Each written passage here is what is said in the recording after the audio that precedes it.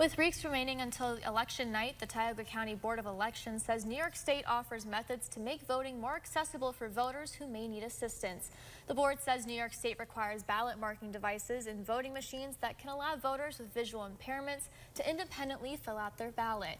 They say it also offers a program where a voter can put on headphones and hear the system read off by the candidates. 12 News spoke with the Democratic Commissioner of the County Board of Elections, who describes the importance of these changes.